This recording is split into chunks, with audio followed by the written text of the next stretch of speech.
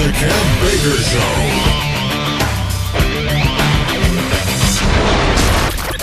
Seeking answers to age-old questions. Deciphering the world painted around you by the mainstream media. This is The Kev Baker Show.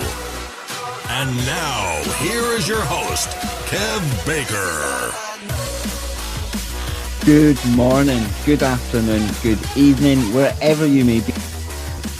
A big, massive, warm welcome to this, a very special broadcast of the Kev Baker Show. Indeed, it's a show that never was. That's right, folks, if you cast your mind back, we were due to be visited by a guest last week, Maria Wheatley, and she was going to be coming on to talk to us about all the energy grid around the Earth, the Ley-Lines, and how it all connects to CERN and stuff like that. Well, she is back tonight. I've done the audio check. We are loud and clear. We are raring to go. Sit down, buckle up, because this is going to be absolutely amazing. Now, before I get to Maria, let me welcome, obviously, my co-hosts onto the show. We've first of all got Johnny Whistles. How are you doing, man? Dying, Kev. Full of the cold, John? Yes. Summer colds are here. Oh, not so Sorry good. about that. Not a problem, man. Marty, how are you doing, man? Yeah, doing great, guys. Good to have Maria's audio finally working. Looking forward to this.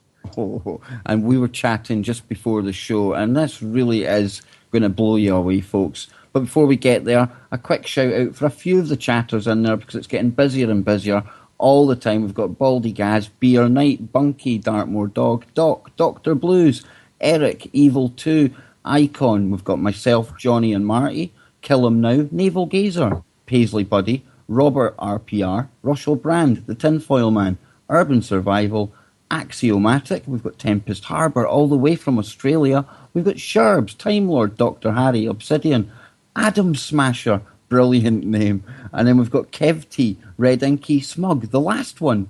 Red Pill reports himself, Mr. J.D. Moore. Absolutely brilliant show today. And he had on Deborah Traveris, and wow, just absolutely wow. Please, please, please go and catch that in the downloads if you weren't there live. Moving on, we've got Harpic. Do You Want to Know? Down Under, The Truth Script, Aussie, They Kill Us, Matt D, Stushy, the one and only Divine Feminine herself. There's a couple of Divine Feminines in here tonight. We've got, first up, Nikki Abraham. We've got Bio Zombie. And then we've got John Teeter was here. One and only Joe Joseph, Agent Smithy, James Goddard, Ted Welsh, Silverman, Hong Kong Wooey, and there's the other Divine Feminine, Nano Girl, Goonie for Life, Angel Whispers, Sabrosa, Penn, Choice Bro, Captain Wash, and Keith. Wow, so many in there tonight, guys, and they are all here to listen to Maria Wheatley. Now, Maria is a second-generation dowser who is a leading authority on the geodetic system of Earth energies. She was taught how to decode and divine the land by her late father, Dennis Wheatley, who was considered to be one of the UK's top master dowsers.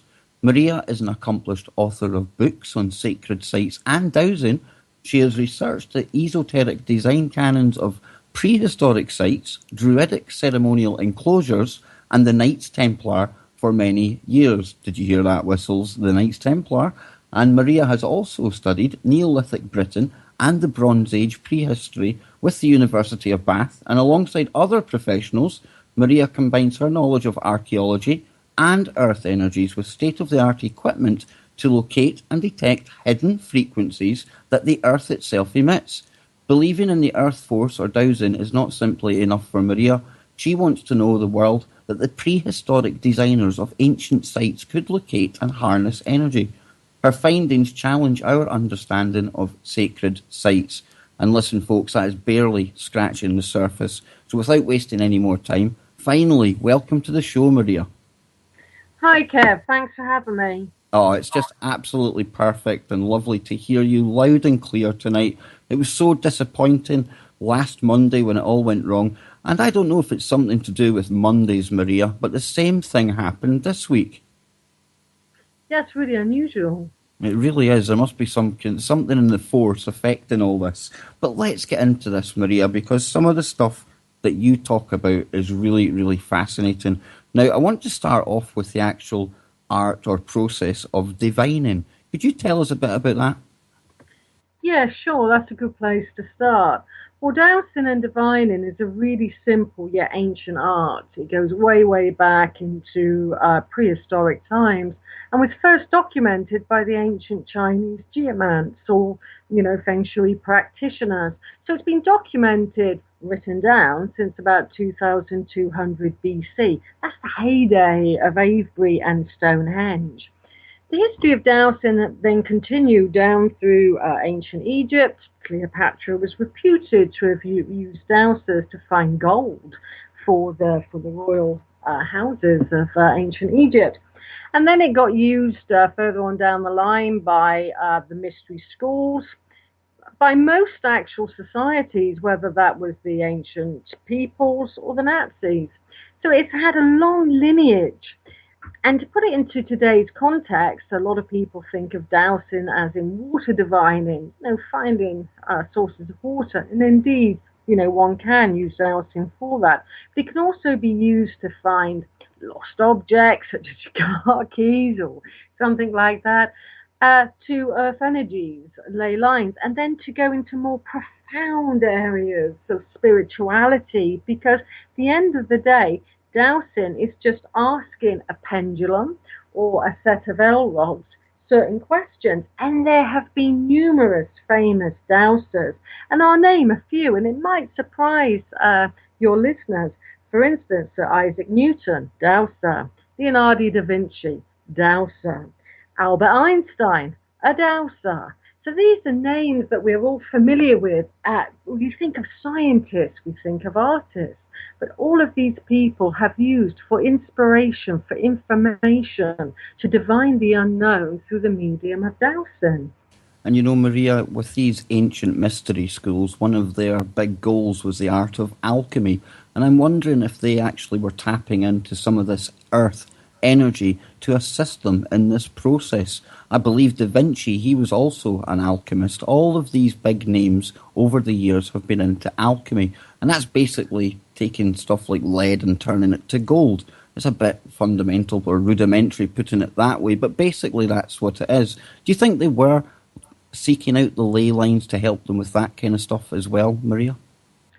When it comes to alchemy, I think it's very important to know, when you transmute certain elements, it's always been said that you need to find the best location. I guess it's location, location, location, even if you're into alchemy. I was recently in Prague, the so-called, capital of alchemy. It was only found in 2002, the alchemy haunts of the ancient magicians such as John Dee, Edward Kelly, who were working for Rudolph II in Prague. And without a shadow of a doubt, it was on a huge, huge ley system there. And so was the castle in Prague as well.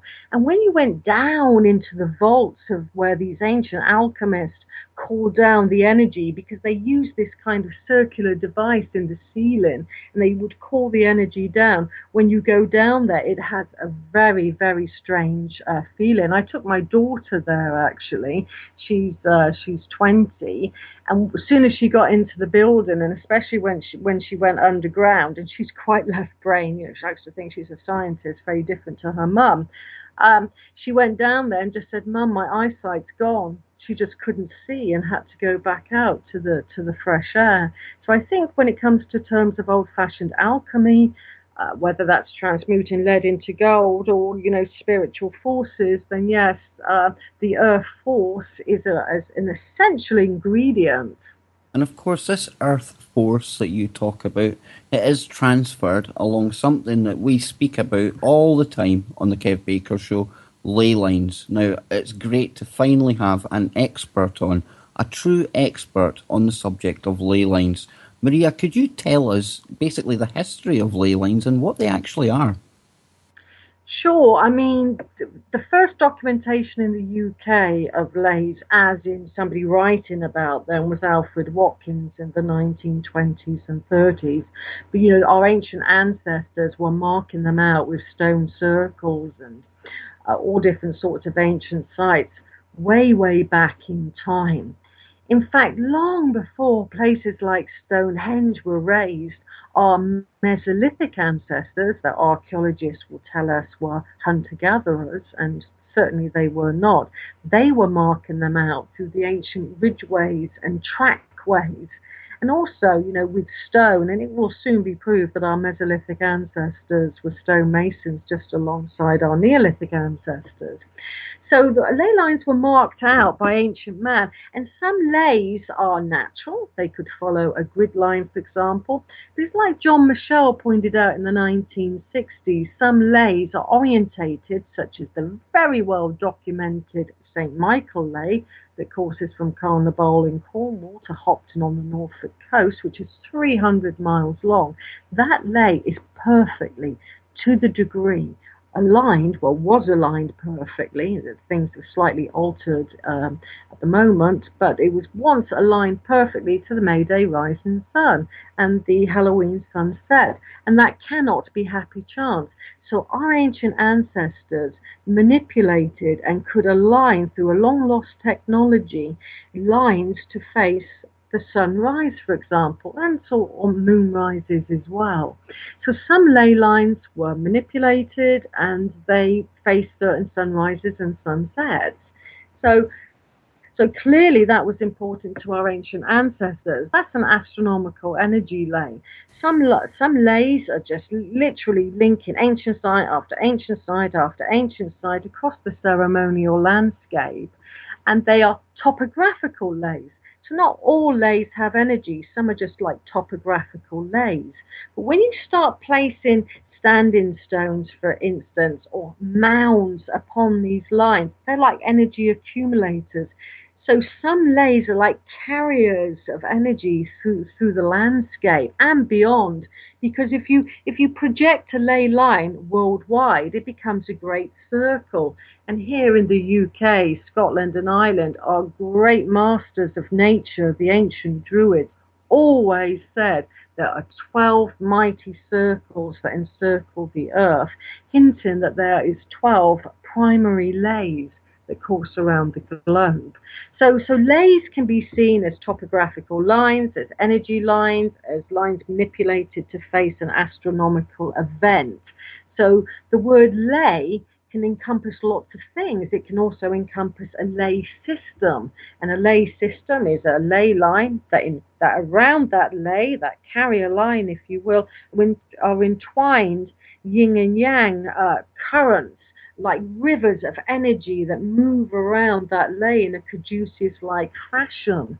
So our ancient ancestors realized that there was powerful earth currents, such as a yin and yang earth current, and they would put the ley through it almost to anchor and harness the natural yin-yang currents, which were documented in ancient China and called Long Mei, the dragon's breath, the power in the land. Maria, I'm sorry to interrupt, but this is absolutely brilliant. And some listeners out there might be thinking that over the past few nights we've been talking about things like a holographic universe and almost a computer simulation. And this can fit, folks, because if you actually picture these ley lines around the planet carrying energy to and from sites, nodes, places like Stonehenge, these mounds, the pyramids, and if we picture them like capacitors on a motherboard of a computer, just think of the pathways of the energy, the information that is passing. That is how this can all fit together.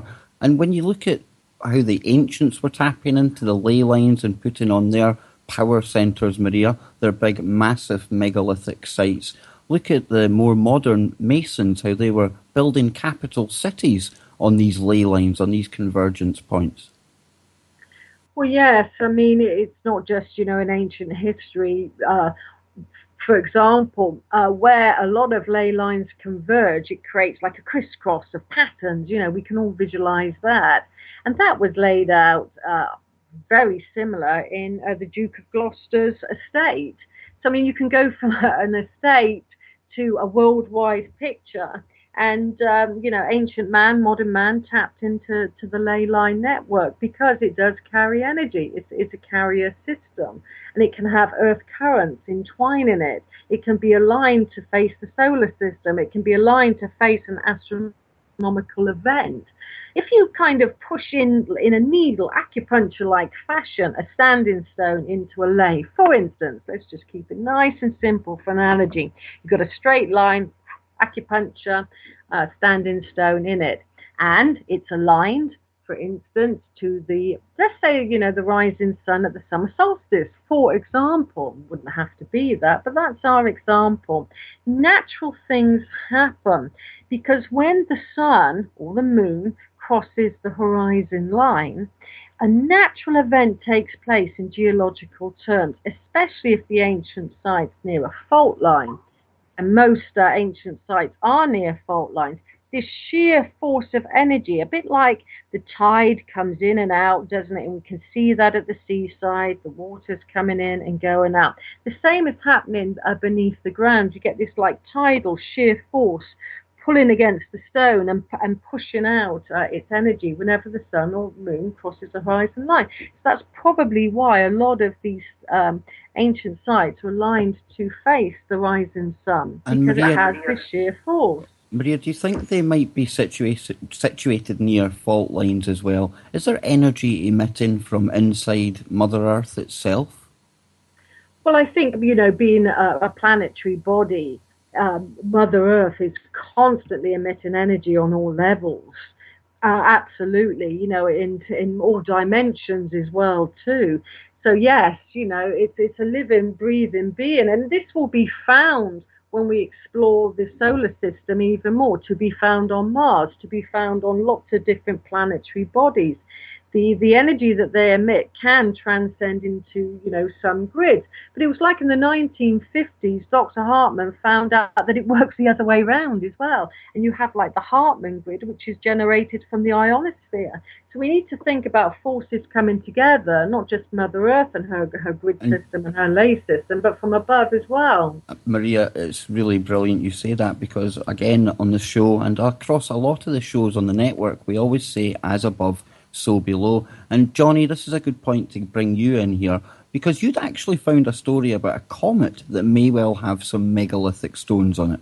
What is that all about? That's correct, Kev. It's actually on the comet 67P.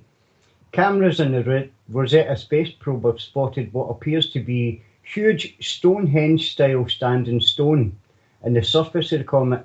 One of the rocks, a huge boulder with a diameter of 90 feet, appears to be balanced precariously on the comet. And you can see that there, Kev.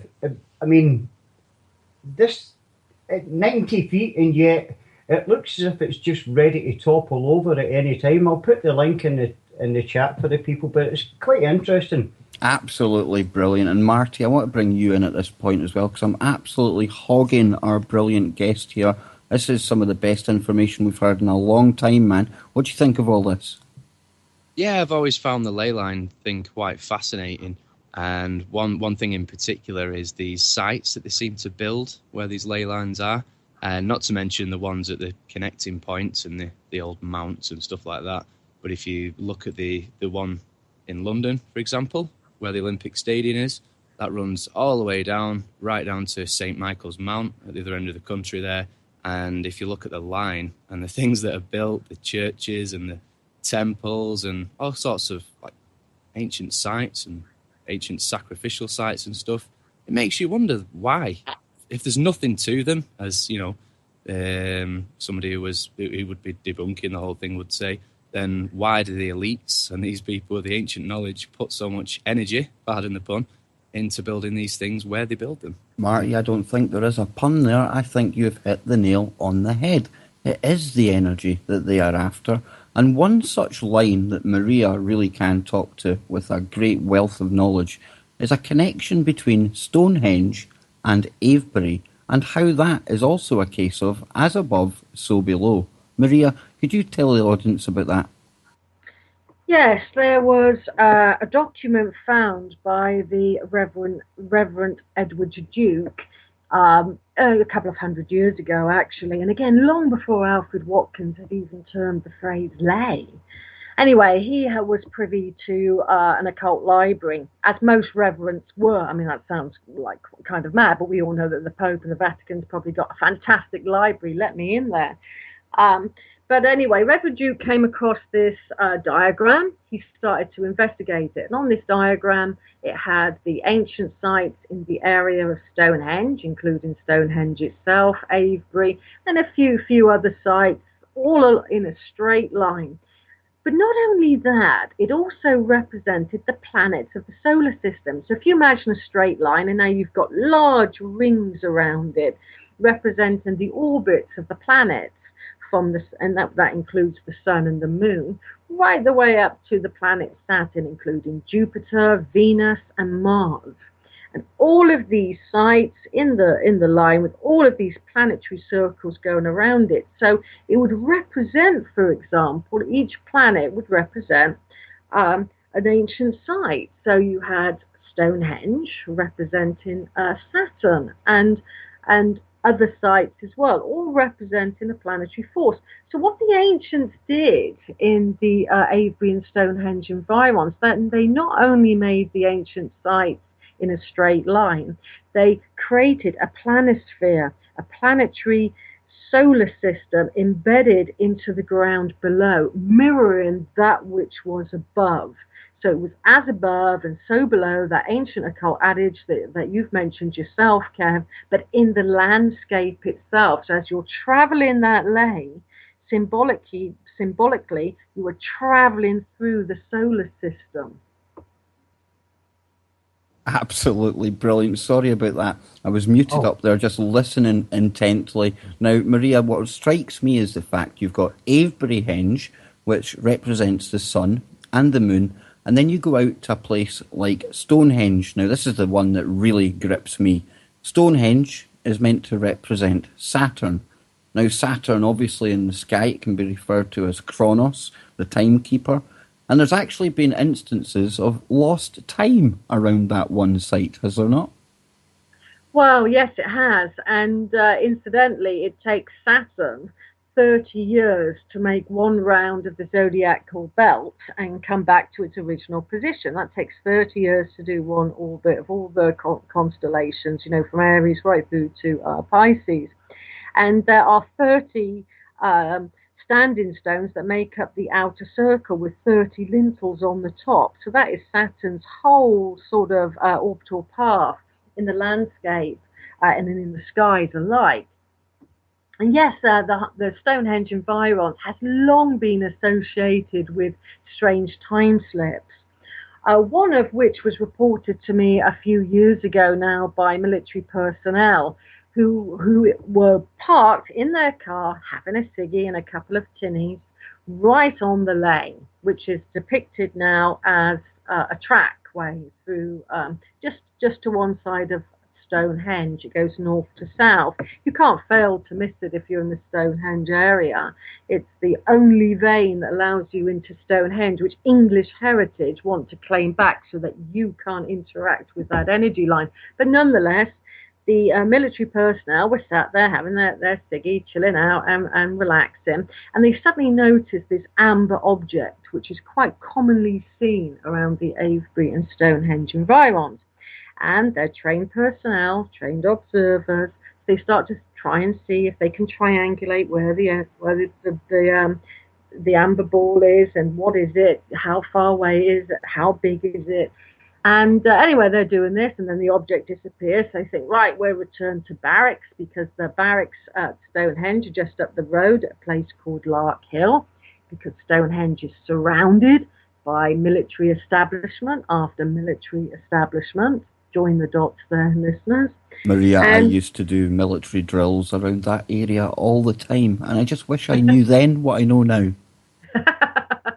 Hindsight's an amazing thing, Kev. Oh, it's 2020. It's no cliche there. Yeah, that is for sure. So as you know, you can go back to your barracks, wherever your barracks are in that area, and they did so. And the next minute, they were arrested because they had been absent without leave for a few days. But to them, it was just having a ciggy and a couple of beers. Now, that did really change one of those lads' life. The path of their life. They wanted to find out answers. They wanted to know what happened to them. And so they went back a couple of weeks later to see if they could experience it again. They went to the track roughly around the same time, had a cigarette, and the amber object returned. And they thought, this is it. This is our opportunity to find out what's going on. But then the other chap that was in the driving seat just really, began to freak out, hit the gas, really, accelerator, and off they went. And no time lapse there. But there was another amazing story of a local woman. And she was just admiring the heelstone from the path that used to run by the side of the heelstone. She was just looking at it, and it's behind a fence. Everybody knew at that time it was behind a fence and cordoned off, and the security guards, and you can't get in. But she noticed that the fence seemed to not be there on this occasion, and she was just looking at it, and the amber object came to her, and she too had missed in time. But when she told her friend, I could touch the heelstone, they said, well, no, you can't. It's behind a fence. Oh, somehow. Maria, we are right on the break there. I am so sorry to cut you off, but stay tuned, folks. This is going to get even better. We're going to throw some... This is the Kev Baker Show.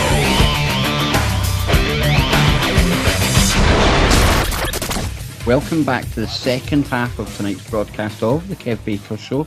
With myself, Kev, we've got Marty, and we've got Johnny, and we've got the brilliant Maria Wheatley. Now, before we go on, Maria, would you like to tell the listeners where they can visit your websites, find out about your tours, and also where they can get your book?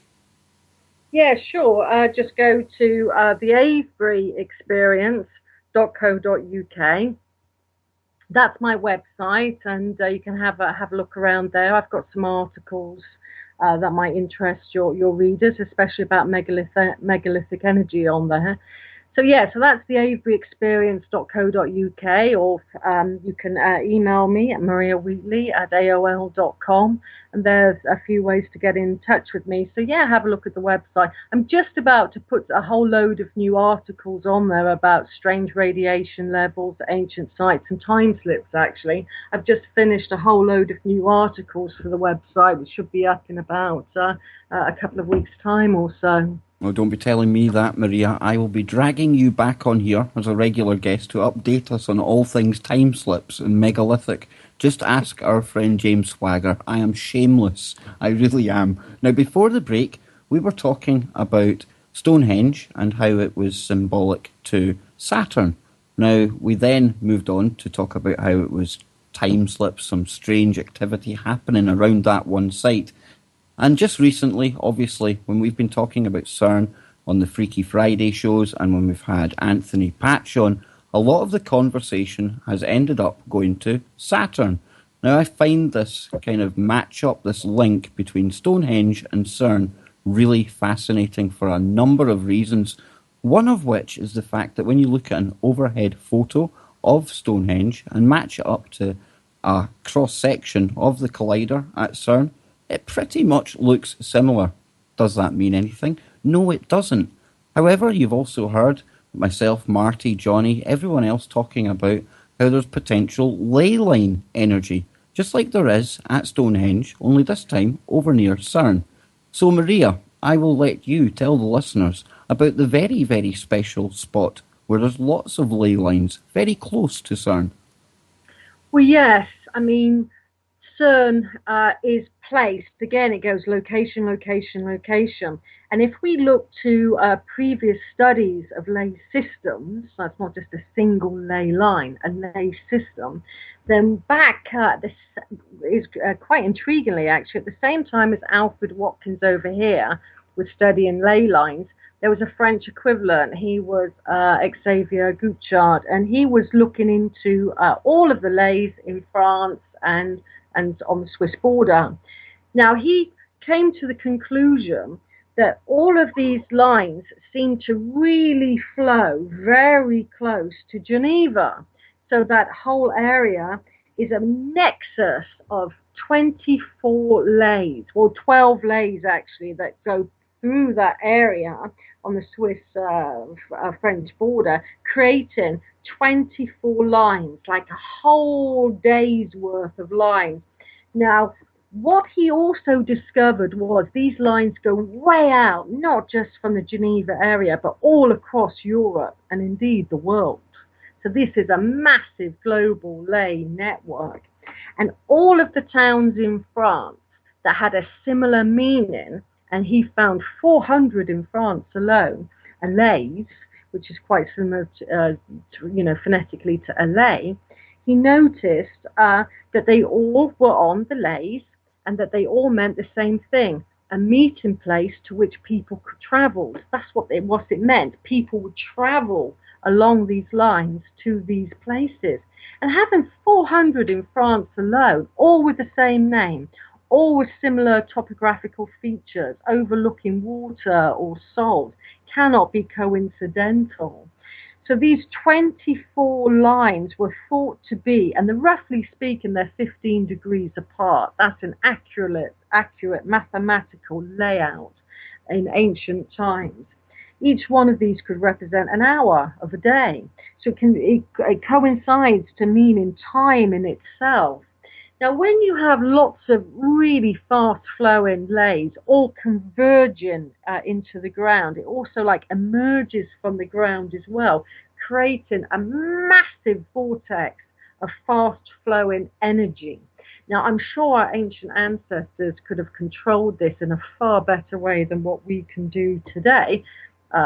So to me, CERN is on a chosen selection. It's very close to ley line number 1 of the 24 lines that transfer it. It's in an area of fast-flowing leys. It represents to the Earth time itself.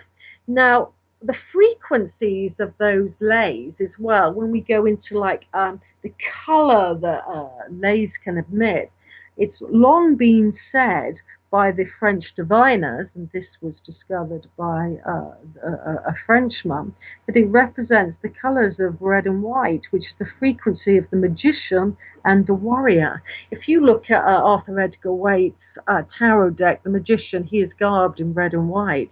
The Nazis chose red and white representing the warrior, for instance. So we have these high energy colors coursing through CERN and converging in that landscape there cannot be coincidental. And it's funny that you bring up the colours red and white and the Nazis, because we've also got the depiction of Shiva sitting right out the front of CERN. And if you actually look at Shiva and you turn the legs and the arms a little, it is definitely an ancient swastika. But what you have to understand, folks, is with every symbol, as with everything else, there is good and there is bad. And it was not always an evil symbol of the Nazis. And, it's just another piece of the puzzle with CERN. And, Marty, you've come up with a link there that comes up with CERN, a pyramid in the UK. Yeah, well, just checking out maps of these ley lines and stuff, I can actually see one of these ley lines going from the Great Pyramid, Karnak, Egypt there, all the way to Rome, key point, past CERN, Paris to Stonehenge. So that can't be a coincidence, folks. Oh, Maria, this is absolutely brilliant. Now, do you think that when we look at something like CERN, this is basically our modern equivalent to something like Stonehenge? This is our technology compared to the ancient technology. I agree.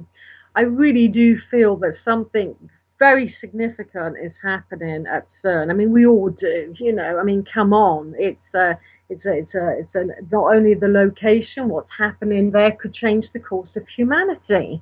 So I agree. I think something is going on. And I think that land, that precise place there, has always been held in high esteem because of its high energy, fast-flowing location. That's where you probably find the money centre of the world, because all the money flows in there, and they say where money and attention flows, energy goes. It's definitely a New World Order energy centre. Oh, yeah, that's where we get the word currency from, isn't it? It flows like water. Money, it has to keep flowing. It has to have its current. And the same for leys as well. If you want an efficient ley network, it has to flow. It can't stall in any way. So in the ancient world, this is why, a straight line in its original Indo-European language was associated with the word reg, REG, which meant movement along a straight line. Now, that was its first meaning, and then later on, of course, Reg became intimately associated with royalty and rulership, regiment, Raj, Regal. regent. Even the star in the heavens of Leo, Regulus, he is said to rule the heavens. So it became associated with movement along a straight line, which became associated with royalty. So even today, our word ruler means a straight line and rulership of the land. And it's a cult way of literally ruling the land. So in its essence, movement along a straight line was hijacked by royalty, by the aristocracy, if you will, or the ruling elite at that one time, and they know that. And Maria, even the way they've hijacked the language, you spell out a word. A word in itself is a magical spell, and they have turned the language against us as well. It's almost as if they've weaponized the language and the energy earth grid that is around us. Now, we always like to talk on this show about frequency, everything being frequency. And I can imagine, with you being such a natural dowser, is it right, could you pick up when, say, something like CERN switches on those magnets, Maria? Because they've been firing up over the past few weeks, and I don't know, but there's a lot of people saying that they feel apprehensive, anxious, and I'm wondering if there's a link between the two. Yes, I mean, there is no separation anyway. What one part of the world is doing, the other part of the world feels. The same with, people. We are more telepathic than what we think. And when you've got, that type of magnetism going on in one place, and you've got it on a massive 24 Ley-Line system traveling across the world, it's going to affect all those places and the people and the animals and the plant life upon those lines. That is how it works. It's an irrigation system. To a certain degree, leys were associated in the ancient world to fertility and things. So it's about more than just alignment. It's about irrigating the land with the energy that you put into it. And talking of putting things into the land, Maria, what a perfect segue, because I was going to ask you to talk to myself and the guys, and obviously the huge audience out there, 83 in the chat right now. Thank you so much for tuning in. But I've seen you talking about how when you're near these standing stones, there's actually levels of energy being transmitted and received from it, and you're able to pick up on these different bands of energy. Could you tell us about this, Maria? Yes, okay. So let's say you've got a standing stone, and you plug it into a ley line, an earth current that we were talking about that entwines the ley, which in ancient China were always considered the power in the land. The ley is the conductor. Or a circular energy system. There's circles of energy out there. There's spirals of energy out there. But let's just put our standing stone into that energy system. Something truly remarkable happens.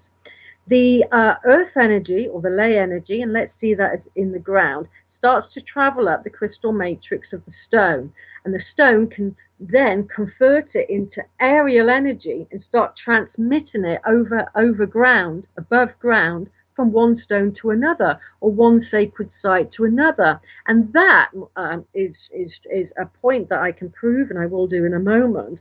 But more than that, that is Neolithic Wi-Fi. There's no wires there. And furthermore, if you then get the equipment in, because I have been saying this for years, there's electromagnetic energy coming out at particular points and bands in a standing stone. And I used to get people saying, oh, you're all touchy, feely, you can't prove anything. So we've decided, with the help of Rodney Hale, who worked with authors like Andy Collins of The Cygnus Mystery, and also Paul Devereaux, let's see if we can pick up on these energies and frequencies, and exactly where those bands were doused. We got the frequency of those emitted electromagnetic signals. So we can prove categorically that standing stones are transmitters. But let's think about that as well. Any magnetism that goes into the system whether that's from Mother Earth generated quite naturally or from, highly charged magnets wherever they might be, or from, even areas in space that we know little about, will affect the ancient sites. So they are made to transmit overhead in like a Wi-Fi network, and your listeners can go to my website and have a look at megalithic energy, and you'll see these energy bands, and they do have their frequencies. It's undeniable, and our ancient ancestors clearly understood the dynamics of the land, and then realized that by placing standing stones or a pyramid shape or a dome shape, especially a corbelled roof, a dome shape, be that the White House and an ancient long barrow like Maze Howe, for instance, a mosque shape, a synagogue shape, once you have that roundish shape, then you can kind of really enhance the frequency level of Earth energy. And that's why that shape has been used in spiritual centers globally since the earliest of times. And I think that's also why we had civilizations like the Mayans pointing to a window of time, not a specific date that us with our Gregorian calendar put on as the 21st of December 2012. And yes, I'm a hypocrite. I did have that date circled on my calendar for the paradigm shift. However, I think it was the start of something. And Johnny Whistles, we see the likes of CERN right now being built. I see that as being a modern day one of these ancient sites. You've been to one of these ancient sites, and I think you've also got a question for Maria about the possible builders of these places. Yeah, that's right, Kev. Well, Maria, a few years ago I was in Malta, and I took a trip to an island just off Malta called Gozo, and we were took to this archaeological site, and it is absolutely amazing. It's called, and I'll probably butcher the name here, it's Gigantija. I'm not sure how they pronounce it, but always I hear about when I hear about these sites is like this one. This one was actually said it was to do with the giants. It was always the giants, and I wonder do you think it's maybe the giants or the people who build these temples? Well, that's a really good question. And I think there is evidence for that. There is evidence for that in the Stonehenge environs, clearly. There was one documented case of an excavation. This is in antiquity. This is sort of about, the 16th century. And they were digging into a Bronze Age round barrow. And the antiquarians were expecting and hoping, actually, to find gold. That was the point. That's the only reason that they were doing that. But what they found was probably one of the largest skeletons ever to be unearthed on British soil. It was 13 feet long. And they took all of the bones and they went to a nearby house in Amesbury, and they put the body on a very long dining room table and put all the bones together and realized the teeth were size of walnuts. So clearly there is evidence of a very giant race that is associated with sites, not just, like in Malta, but in the Stonehenge area. And I think that is quite common, but you try tracing anything that's a large skeleton down in the Stonehenge environs, and I'm telling you, you go on a merry-go-round dance. You'll get through to the British Museum, who'll put you through to here, who will put you through to here, who will put you through to there. And before you know it, you're back on the merry-go-round to where you started. I've been trying to track down a very well-documented giant skeleton, another one, not the one I've just mentioned, and it's led nowhere. So they're in a vault somewhere. They're catalogued somewhere. I think they're probably in the. What's that? The big one that they probably in the Vatican Library, hidden away from everyone. Well, maybe, Kev. Marty, I'll get you in at this point because I've definitely been hogging our guest here, and I can imagine you're full of questions yourself. So, is there anything you'd like to bring up just now, man? Not in particular. I just found the whole thing fascinating, really. You mentioned the giants there. And just taking a look back at some of the pictures and some of the skulls and skeletons and stuff that's been found over the years, and it is absolutely fascinating. It's not the sort of stuff they teach you in mainstream education, and it does show some sort of hidden history and leaves many of those unanswered questions possibly answerable, just looking at the stuff. But brilliant stuff tonight, Maria. Thanks. It really is, and this is the kind of information that I'm really pleased that having a platform like TFR we can get across to the listeners. Now, one of the listeners, Maria, Tempest, an old host on the network, he's all the way down in Australia, and he wants to ask that underwater rivers running along ley lines moving past quartz in the rock can create wormholes naturally. Is this true or false? Now, I believe there's something called geospirals. Is that correct? Yeah, a geospiral isn't associated with a ley line. A geospiral is the kind of surface pattern that a dowser identifies. Like if you find water, you do so because you've picked up on a surface pattern. The geospirals, the surface pattern of very deep underground water that is independent of rainfall and is generated in the womb of Mother Earth, and where that water services, it's classed to be medicinal. So geospirals are very vortex-like. They again, imagine a spiral going round and round and round and round. And all of the underground waters are affected by lunar phases, normally the first quarters, not necessarily the new and the full like surface waters are. And Tempest is right. When you get a large amount of quartz, it's going to influence the water that flows by it. I mean, I was invited by a wonderful lady that's recently departed called Dolores Cannon to speak in Arkansas in 2012 at her transformation conference.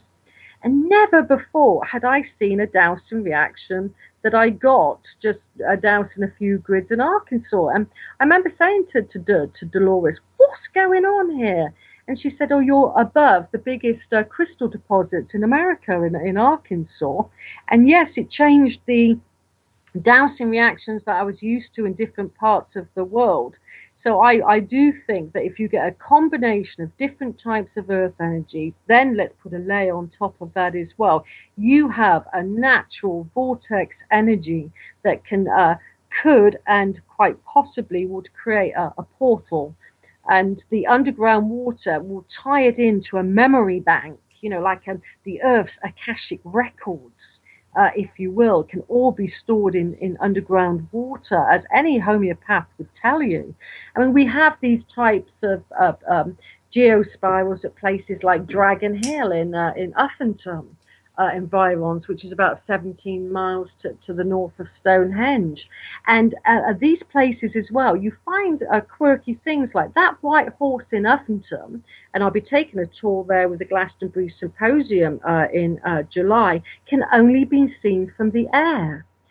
Dragon Hill, which is like this ceremonial mount near the White Horse, is a very, very strange area that a lot of people feel, like Tempest is saying, is associated, with a kind of time area, maybe like a portal entrance to realms that we are just in our consciousness starting to perceive and understand. And just the kind of realms that we have opening up at places like CERN, and you used language like round and round and round. And if we think of this underground water, Lake Geneva, near a convergence of ley lines, all that natural energy, and you build a modern-day Stonehenge on the top of that, and very much like on the summer solstice, when that first sunlight shines through into that stone circle and goes round and round and round that circle and charges it, just think of the light and the protons going round and round and round at CERN. And what have they told us, folks? They are trying to open gateways into other dimensions. We've talked of time travel tonight. We've got time travel or time slips at Stonehenge. We've got the link to Saturn, Chronos, time, back to CERN, back to the ley lines, all feeding into this one giant energy system.